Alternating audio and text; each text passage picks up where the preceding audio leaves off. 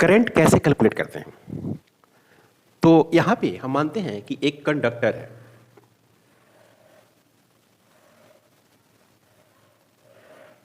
और इसको हम लोग कहते हैं क्रॉस सेक्शनल एरिया। ये हो गया क्रॉस सेक्शनल एरिया। और कंडक्टर में आपको पता है फ्री इलेक्ट्रॉन रहता है, और यहां पे हाई पोटेंशियल और यहां पे लो पोटेंशियल मानते हैं।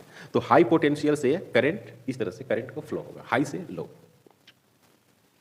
हाई पोटेंशियल से लो पोटेंशियल की तरफ क्या होगा, करंट फ्लो करेगी। या आप इस तरह से कर सकते हैं कि इस तरह से एक सेल को जोड़ सकते हैं। मैंने क्या किया कि एक सेल को जोड़ दिया, इसकी पोटेंशियल भी हो गई, और ये एक कंडक्टर है। इसमें करंट हमको कैसे दिखेगी, इस तरह से करंट दिखेगी, जो बेसिक कंसेप्ट बात कर रहा हूं। और इलेक्ट्रॉन जो दिखेगा, इलेक्ट्रॉन वो कहां दिखेगा, उसके उल्टा में दिखेगा। स्कूल में आपने पढ़ा होगा कि जो करंट की डायरेक्शन होती है वो इलेक्ट्रॉन की डायरेक्शन के अपोजिट होती है, ऐसा आपने पढ़ा।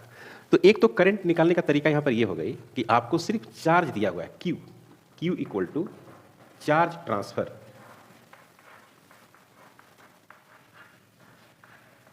ओके, और T equal to time taken, time taken.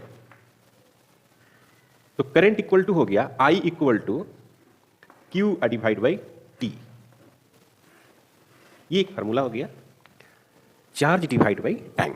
Charge की यूनिट कूलम्ब, और इसकी जो यूनिट है, चार्ज का यूनिट कूलम्ब है और टाइम का यूनिट क्या है, सेकंड है। तो इसको हम लोग क्या पढ़ते हैं, एम्पियर। कैपिटल A सिंबल है और एम्पियर इस तरह से लिखते हैं। तो करंट की यूनिट हो गई एम्पियर, करेक्ट। दूसरा, इसमें करंट निकालने का तरीका यह है कि किसी भी बॉडी पे जो चार्ज होती है वो नंबर ऑफ इलेक्ट्रॉन्स पे डिपेंड करता है। जितने ज़्यादा आप नंबर ऑफ इलेक्ट्रॉन्स उस बॉडी से निकालते हैं, या किसी बॉडी पे नंबर ऑफ इलेक्ट्रॉन आप देते हैं, उसी के अकॉर्डिंग उस बॉडी पे चार्ज आती है। ओके, तो हम क्या कर रहे हैं कि n नंबर ऑफ इलेक्ट्रॉन्स हम निकाल रहे हैं, तो उस बॉडी पे कितना चार्ज होगी, n इंटू ई होगी। तो n क्या हो गया, n हो गया बच्चों number of electrons, number of electrons. E जो हो गया इलेक्ट्रॉनिक चार्ज, ये आपको पता है 1.6 into 10 to the power minus 19 coulomb, correct. ये हो गया। अब यहां पर मुझे करंट निकालना है, तो क्या करते हैं कि Q divide by small t, फिर क्या करते हैं N divide by small t, और यहां पर लिखते हैं स्मॉल e। ये हो गया स्मॉल e। तो Q बाई t करंट लिखेंगे। तो ये हो गया आपको I equal to N divide by t into e. अब ये जो I है वो किस बात पर डिपेंड करता है, नंबर ऑफ करंट पासिंग पर second, sorry number of electron passing पर सेकेंड। जितने ज़्यादा यहाँ से नंबर ऑफ इलेक्ट्रॉन इधर पास करेगा, उतने ही ज़्यादा इसमें करंट इधर फ्लो करेगी। समझ गए? तो n बाई टी क्या हो गई, n बाई टी हो गई नंबर ऑफ इलेक्ट्रॉन्स पासिंग पर सेकेंड।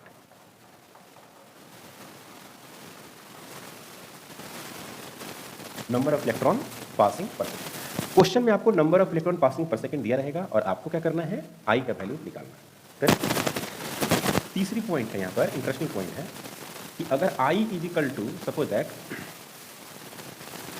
दैट कि आई इक्वल टू 1 एम्पियर दिया हुआ है, करेक्ट। तो यहाँ पर लिखते हैं क्या, 1 n divide by T, e का value 1.6 into 10 to the power minus 19।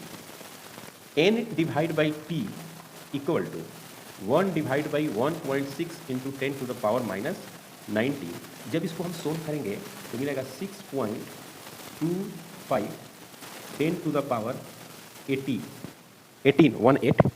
इसका मतलब ये हुआ कि एक सेकेंड में इस कंडक्टर से 6.25 into 10 to the power 18 electron transfer कर रही है।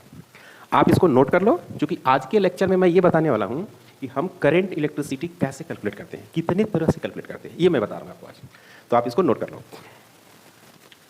अब क्या करते हैं कि एवरेज की बात करते हैं। एवरेज आपको पता है कि एवरेज कब निकालते हैं, एवरेज जब भी निकालते हैं एक टाइम इंटरवल गिवन रहती है, और कभी वैल्यूज बढ़ती है घटती है, तभी हम लोग एवरेज निकालते हैं।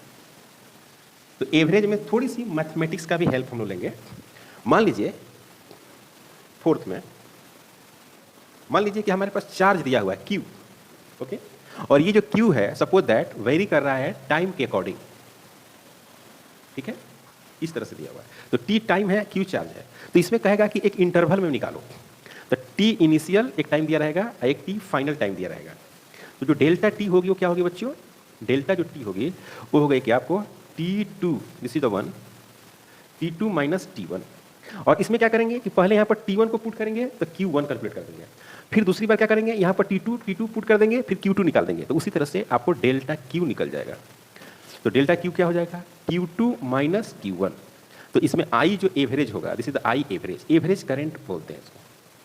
तो एवरेज करंट में हो जाएगा delta Q divide by delta T। आप इसको ऐसे भी लिख सकते हैं, कैसे लिखेंगे, Q2 minus Q1 divide by T2 minus T1, this is the I average, okay.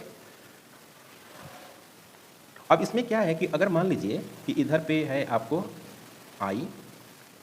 यहाँ पर है Q कूलम है, और यहाँ पर टाइम क्या है T है, दिस इज द T, और इस तरह से कोई ग्राफ दिया हुआ, सपोज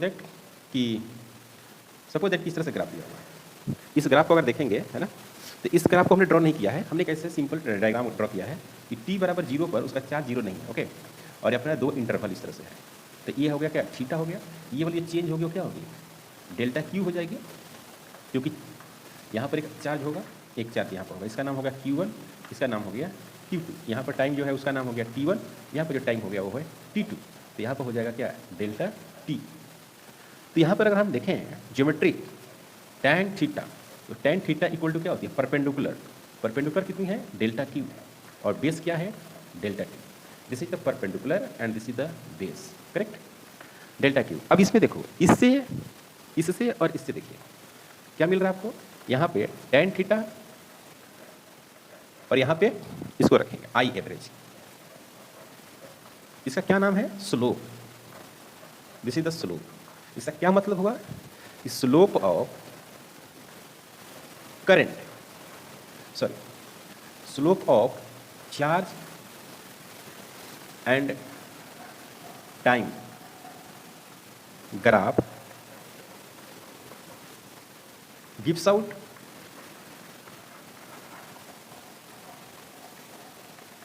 करंट, करेक्ट। स्लोप, अगर जिसकी जितनी ज़्यादा स्लोप होगी, मतलब कि tan थीटा का वैल्यू बढ़ेगी तो क्या बढ़ेगी, करंट भी बढ़ेगी, correct. Slope of charge and time graphs gives out current, okay, आप इसको नोट कर लो, ओके। अब हम बात करेंगे इंस्टेंटेनियस करंट की, इंस्टेंटेनियस करंट। तो इंस्टेंटेनियस करंट क्या होती है, इंस्टेंटेनियस करंट में हम लोग क्या करते हैं कि किसी इंस्टेंट ऑफ टाइम की बात करते हैं, जिसमें हम लोग डिफरेंशिएशन करते हैं, instantaneous current, I instantaneous, okay. हम लोग को ये मालूम है delta Q divide by delta T is equal to I average, delta T tends to 0, I average becomes I instantaneous. यहाँ पर लिखे हैं क्या, dq divide by dt, I instantaneous. अब इसमें क्या लिखेंगे, dq equal to I instantaneous and dt।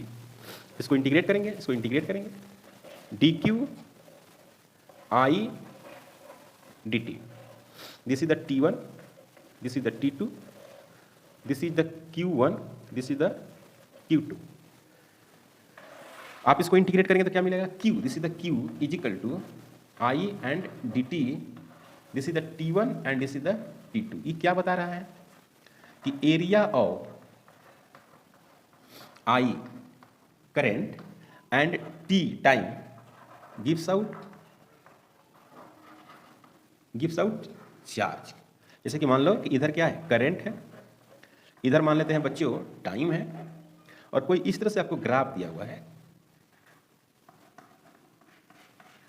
तो इसकी सिर्फ एरिया कैलकुलेट करेंगे ना, एरिया, तो क्या मिल जाएगा आपको? चार्ज मिल जाएगा। अगर करंट वर्सेस टाइम ग्राफ दिया हो तो उसकी एरिया कैलकुलेट करेंगे तो हमको क्या मिलेगा? Electric charge. इसको आप नोट करो, काफी इंपॉर्टेंट है। How to determine instantaneous current?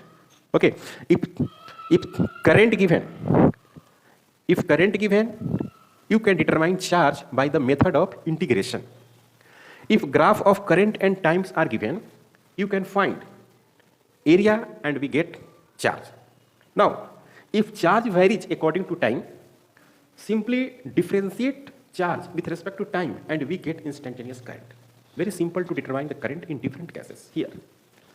Now, 6 point is when any charge moves in circular path, like electrons moves around the nucleus in case of atom, according to concept of Rutherford's model and Bohr's model. We know from the concept of Bohr's, this is the nucleus, positively charged, E, and this is the electron, negatively charged, correct? Electrons moves with the velocity v, with radius r.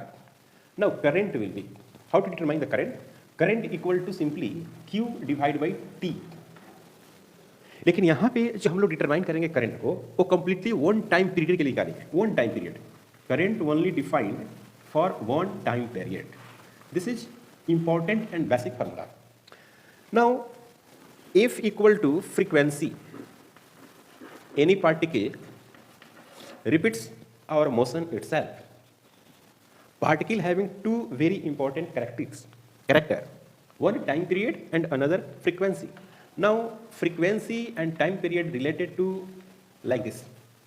So at the place of the t we can put frequency, 1 by frequency. Now we get this is E and t, this is 1 divided by f frequency. This is very important formula for calculation of electric current in case of time period and frequency. Now in terms of velocity, v equal to velocity of electron, not a speed. This is the velocity because direction of the particle changes at every instant of time. So this is the velocity. Now I equal to q divided by t, that is E divided by T. Now V equal to distance divided by time, capital T. We can write 2 pi r divided by V. Sorry, divided by, this is the T divided by V. Now putting the value up to here, we get a new formula for electric current. This is I equal to E divided by 2 pi r and V, I equal to E into V divided by 2 pi r. This is very, very important formula for calculation of current in case of radius and speed. This is the velocity. Okay. Now another formula, V equal to R into omega. This is new physical quantity. This is called as angular speed. Any particle moves in circular path about the axis having a speed omega. Now this formula replaced I equal to E into R into omega divided by 2 pi r, r and r. So I equal to E into omega divided by 2 pi. This is the very important formula for calculation of electric current. Current in case of time period, current in case of frequency, current in terms of velocity and radius, current in terms of angular speed. Okay? तो आज हम लोगों ने सीखा है कि current कैसे calculate करेंगे। तो ये कंसेप्ट जो है 12th बोर्ड के लिए, जेईई मेन, नीट के लिए है और एडवांस को भी मान सकते हैं। चलिए करंट से जो क्वेश्चन आते हैं इसी टाइप से आते हैं, इसी फॉर्मेट से आते हैं। नेक्स्ट हम लोग पढ़ेंगे ड्रिफ्ट वेलोसिटी और करंट डेंसिटी में रिलेशन। चैनल पर नए हैं प्लीज सब्सक्राइब करें, शेयर करें। Thank you.